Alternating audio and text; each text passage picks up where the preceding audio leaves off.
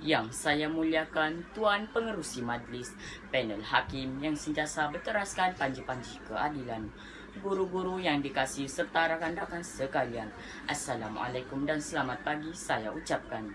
Terlebih dahulu saya ingin memanjatkan kesyukuran kehadrat Ilahi kerana dengan limpah kurnianya serta keizinannya dapat saya berdiri di sini bagi menyampaikan syarahan saya dalam suasana yang indah pada pagi ini. Saya Muhammad Aizami bin Besmi dari tingkatan 1 Adil telah memilih tajuk kepentingan inovasi dalam kehidupan. Hadirin yang saya muliakan, dalam dunia yang dilingkari kemajuan sains dan teknologi ini, hampir setiap hari kita diperkenalkan dengan teknologi baru, hasil daripada inovasi yang dilakukan. Inovasi membawa maksud kepada idea atau kaedah baru yang belum pernah dilakukan oleh sesiapa. Selain itu, inovasi juga membawa maksud sebagai solusi yang diperkenalkan bagi menyelesaikan masalah yang timbul secara berkesan. Justifikasinya, inovasi adalah perkara penting dalam kehidupan kerana ia memberi faedah yang sangat menguntungkan kepada kita. Hadirin sekalian, antara manfaat inovasi dalam kehidupan adalah membantu meningkatkan kualiti hidup manusia sejagat. Secara tidak sadar, kita telah hidup dikelilingi dengan hasil inovasi yang berbagai dan memakan masa yang lama. Tamsilnya, pengangkutan yang kita nikmati hari ini memudahkan kita untuk pergi ke destinasi yang kita inginkan dalam tempoh masa yang singkat berbanding pada zaman dahulu. Persis kata peribahasa Melayu berkata, masa itu emas. Maka setiap inovasi yang kita nikmati hari ini membantu kita menjimatkan masa untuk menyelesaikan suatu pekerjaan. Oleh sebab itu, kualiti kehidupan akan bertambah baik kerana manusia dapat memberikan fokus untuk meluangkan masa pada perkara yang lebih mustahak. Kita tidak perlu memikirkan atau mengerahkan tenaga kepada pekerjaan yang remeh seperti membasuh pakaian dan menyapu lantai kerana hasil inovasi mesin basuh dan penyedut hampa gas telah dicipta. Hadirin sekalian, selain itu, inovasi dapat membantu membuka pasaran yang baru dalam ekonomi dunia. Kita boleh lihat sejak belakangan ini, kerancakan penggunaan sosial media telah melahirkan pasaran yang baru terhadap dan inovatif terhadap masyarakat. Pembelian atas talian lebih gemar digunakan oleh masyarakat kerana mereka tidak perlu keluar rumah dan hanya menunggu produk yang diinginkan diantar ke rumah masing-masing. Tambahan pula, pasaran yang baru dapat memberikan pilihan kepada pengguna yang memerlukan produk yang sesuai dengan penggunaan mereka. Misalnya, berbagai jenis hartanah yang dimaunkan seperti rumah teres dan pangsapuri bagi menampung kehendak penduduk yang memerlukan tahap keperluan yang berbeza. Golongan yang berkeluarga lebih gemar mendapatkan rumah teres berbanding pangsapuri kerana dengan lazimnya dihuni oleh golongan muda. Oleh hal yang demikian, inovasi dapat mencipta dan membantu keseimbangan kepada pasaran produk yang dihasilkan.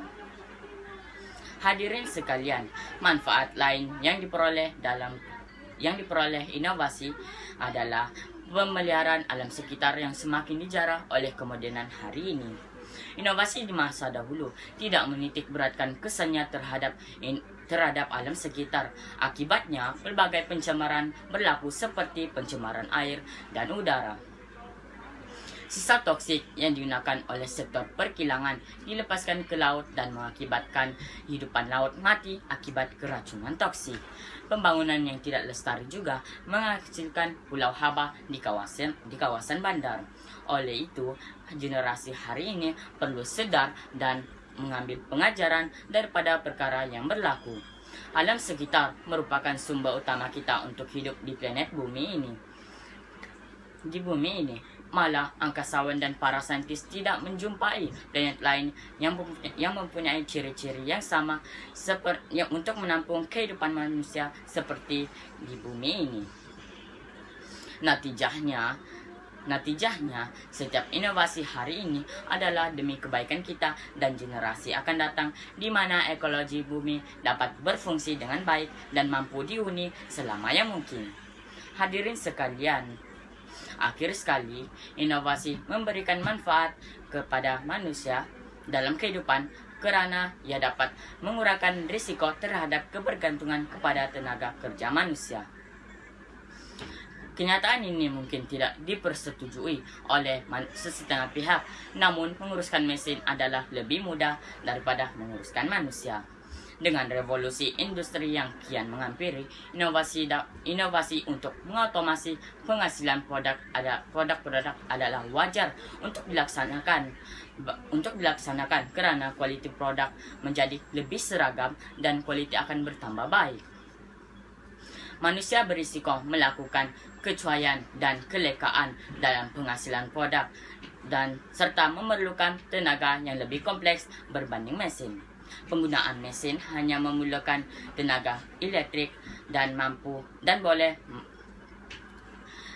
penggunaan mesin hanya memerlukan tenaga elektrik dan boleh menghasilkan produk pada kuantiti yang lebih banyak.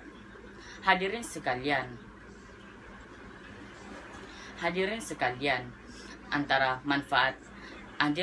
secara tuntas banyak faedah yang diperoleh daripada inovasi.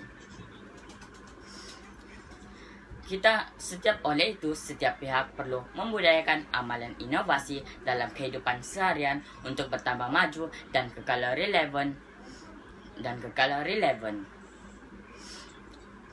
Kerancakan ekonomi dan globalisasi hari ini menjadi kayu pengukur kemampuan kita untuk duduk sama rendah, berdiri sama tinggi dengan negara lain. Pihak kerajaan memainkan peranan penting dalam memastikan dasar-dasar yang diperkenalkan mempunyai unsur inovasi serta memberikan manfaat yang efektif kepada seluruh rakyat Malaysia.